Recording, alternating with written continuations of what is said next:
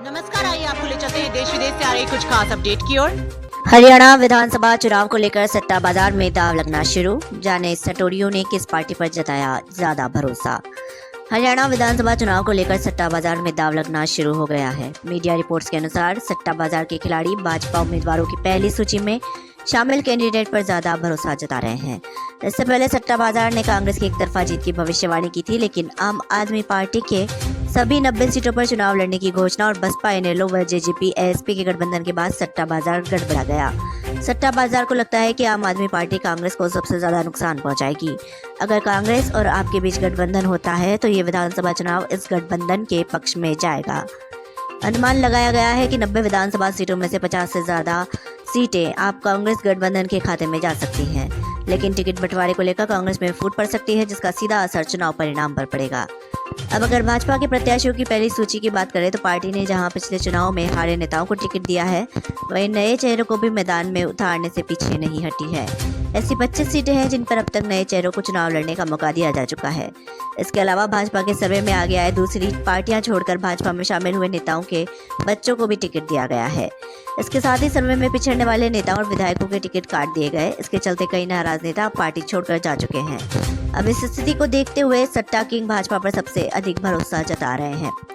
हालांकि दिल्ली सट्टा बाजार, फलोदी सट्टा बाजार और मुंबई सट्टा बाजार के खिलाड़ी अपना आखिरी दांव खेलने से पहले भाजपा और कांग्रेस की सभी सूचियों के जारी होने का इंतजार कर रहे हैं। इसके बाद ही जीत और हार का अंदाजा लगाया जा सकेगा। सीजेआई चंद्रचूड़ का ऐतिहासिक फैसला। आमतौर पर जब कोई व्यक्ति किसी मामले में जेल में बंद है तो उस पर दर्ज किसी अन्य मामले में एंटीसिपेटरी बेल के लिए याचिका लगा सकता है। सुनने में ये थोड़ा अजीब लग रहा है। जब व्यक्ति पहले से जेल में है तो फिर उसे गिरफ्तारी से छूट क्यों चाहिए? ऐसा ही मामला सुप्रीम कोर्ट के सामने आया।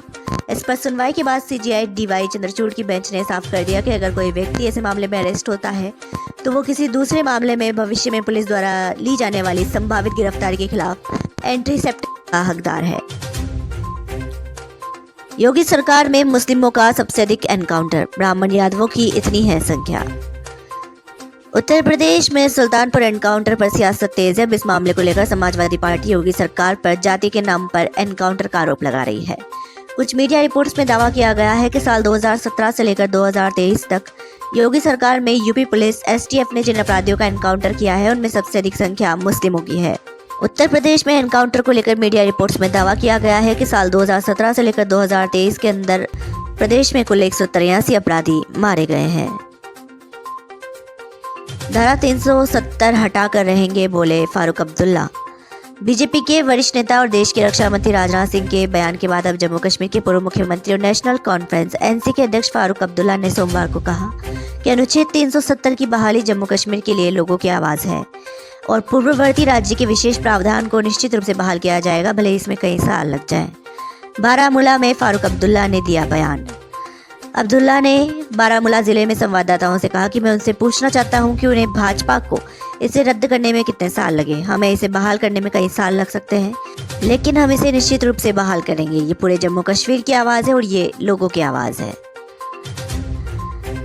राहुल गांधी नहीं है पप्पू। लोकसभा में नेता प्रतिपक्ष राहुल गांधी को पप्पू बताना एकदम गलत है। कई विषयों पर उनकी गहरी समझ है, उनके पास एक विजन है, ये मानना है इंडियन ओवरसीज कांग्रेस के चेयरमैन सेम पित्रोदा का।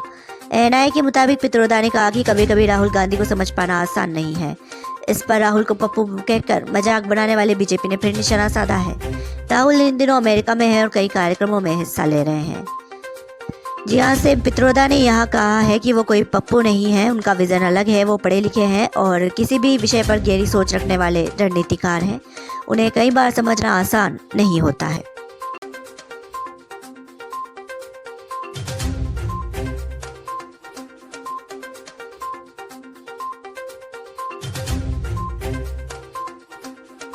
देश दुनिया की तमाम बड़ी खबरों से जुड़े रहने के लिए देखते रहिए पीटीवी हिंदुस्तान। यदि आपने अभी तक आपका अपना YouTube channel PTV Hindustan subscribe नहीं किया है तो अभी सब्सक्राइब कर लें, बेल आइकन जरूर दबा दें।